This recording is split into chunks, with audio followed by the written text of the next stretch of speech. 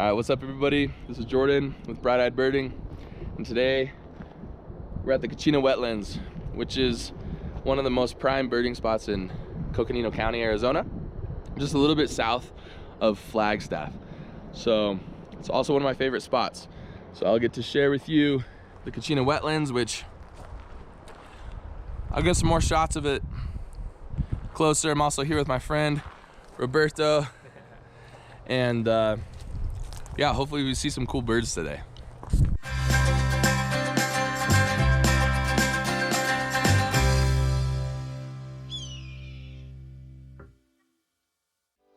When we arrived at the Kachina Wetlands Preserve, we were greeted by some familiar guests, including the Canada goose,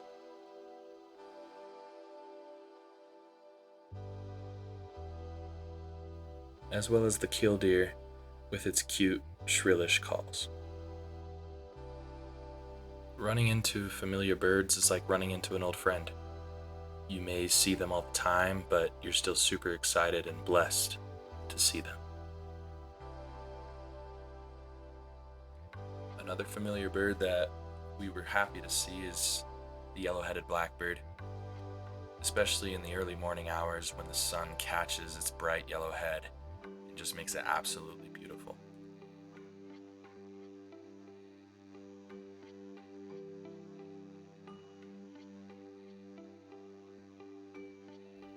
Another fairly common bird is the red-winged blackbird, which has a stunning red color on its shoulders. I never get tired of filming this bird, even though I see it quite frequently.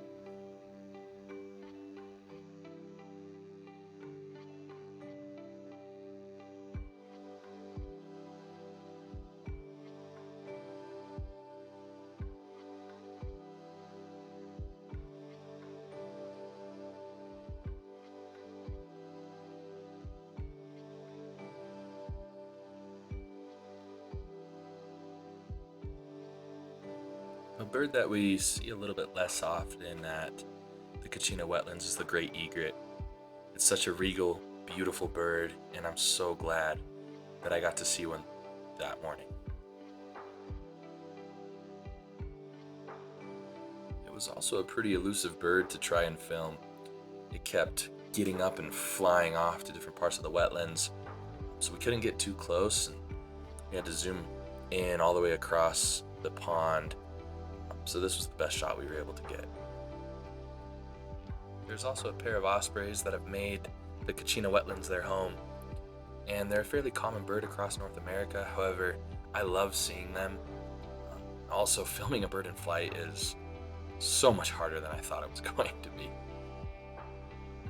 Another bird that we don't see too often, although they are fairly common, is the western kingbird, which is an absolutely stunning bird with the yellow lower body and the gray top.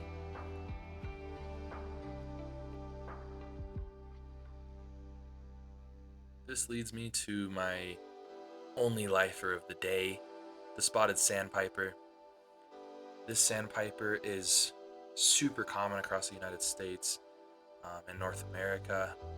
You can find it in one place or another at different times of the year. But it's an absolutely beautiful bird and so much smaller than I thought it was going to be. It's about the size of a robin, and it's very quick as it walks along the shoreline. The spotted sandpiper can be identified through its bold dark spots during breeding season, its orange bill, its brown back, and thin white stripes on its wings during flight. It's also important to note that during the winter, the spotted sandpiper has a purely white breast. While foraging, the spotted sandpiper will bob its tail up and down like you see in this video, walking quickly and crouching low, foraging for food. We ran into a lot of brewer's blackbirds, which is something that I'm very familiar with, and in the last video I mistakenly called one a great-tailed grackle. Always double check your bird IDs and don't make that mistake like I did. I just love the ducks at Kachina Wetlands. You can see the American widgeon on the left, and the cinnamon teal right there. It's one of the most beautiful ducks in my opinion, with that reddish color and its red eye. The cinnamon teal can be identified by its long dark bill, red eye, rusty plumage, and white underwing. The cinnamon teal is a short to medium range migrant that typically stays in the western United States, most parts of Mexico, as well as parts of South America. The last bird that we were able to see was the chipping sparrow.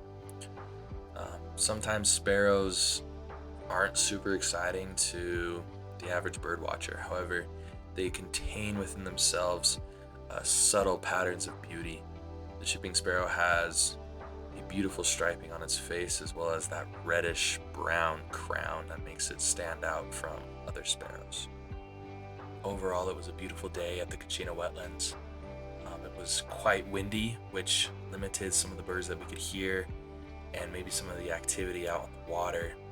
However, it was such an enjoyable time and such a beautiful place. I encourage you all to get outside and explore and to enjoy the beauty of the birds that you see fairly often and maybe birds that you've never seen before. Thank you for joining me on this journey. Make sure you like and subscribe if you liked what you see or what you saw, and I'll see you guys next time on Brown Eyed Birding.